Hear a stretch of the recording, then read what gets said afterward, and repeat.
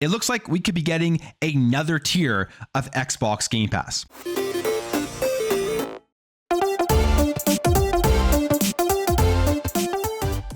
All right, guys, if this is your first time here, please consider hitting that subscribe button if you enjoy what you see. If you like gaming news content, you're in the right spot. So as we know, Game Pass right now has 3 different tiers. There is Ultimate, which gives you access to PC and console Game Pass, plus Gold and EA Play, which is by far the best value. Then you just have PC Game Pass and console Game Pass. And with PC Game Pass, you also get access to EA Play. But PC and console Game Pass separately cost $10, then Ultimate costs $15 per month. So honestly, for the value that's within Xbox Game Pass, the pricing right now is outstanding. Like, honestly, it's outstanding for the type of games that you're getting, the amount of games that you're getting, plus going to be getting all of the first party Xbox games. A game like Starfield coming into Game Pass is just value that cannot be beaten and has not been matched anywhere within the gaming industry. But it looks like they are continuing to expand and look into different ways to give us more options with Xbox Game Pass. We've heard, and it's been confirmed,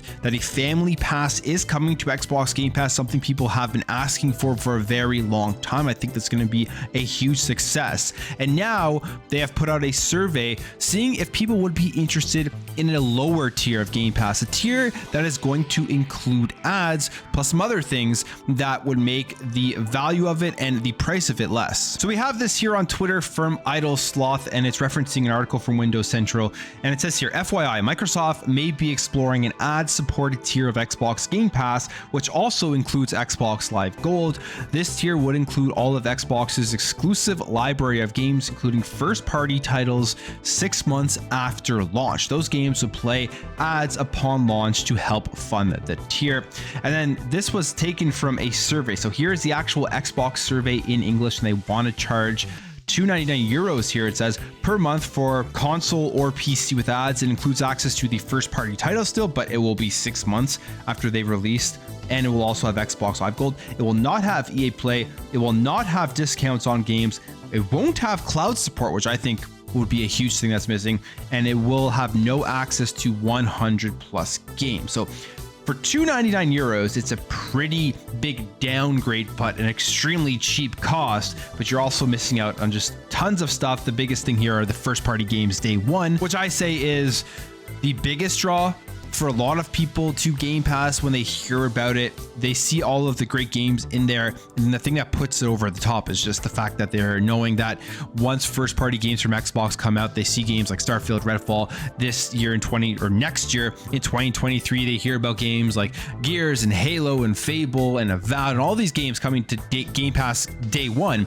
That's a major draw to the service. So not having that until 6 months later, I think would turn a lot of people off. But they put out a survey, and we'll see how this survey results. And I think if a lot of people are for this $299 ad-supported tier, they may implement something like that. I think it's not a bad idea, just giving people that option. But here's what people in the comments are saying about this. We have Master Chief here saying, looks more like trying to figure out an ad tier if necessary. If they will have a friends and family subscription plan, I doubt they will really make that ad tier. Friends and family is basically the same price per person, but with the full package. And that's true, because if we look here, this is the friends and family plan that is currently out. It's not everywhere in the world. I believe this is in like Ireland or something, but it's in euros. You can see the pricing here, $21.99 per month, and it gets you up to 5 people, or up to 4.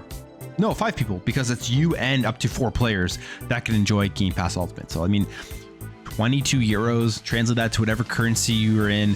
It doesn't really matter, because the value is just insane to get 5 people on Game Pass for that price. It's just crazy. So why would you sign up for an ad tier if you have the option, if you have enough people to be able to pay for the friends and family? You probably wouldn't, right? You probably just go for the friends and family. Person says here, is this cheaper than Xbox Live Gold? Yeah, it is. Maybe be worth it to some who just wants to play online. I mean, yeah, definitely. I think at this point, Xbox Live Gold is something that will be phased out. What Xbox is probably waiting for is for people to stop signing up to Xbox Live Gold. Once those numbers start falling to a certain amount, they'll probably just phase it out.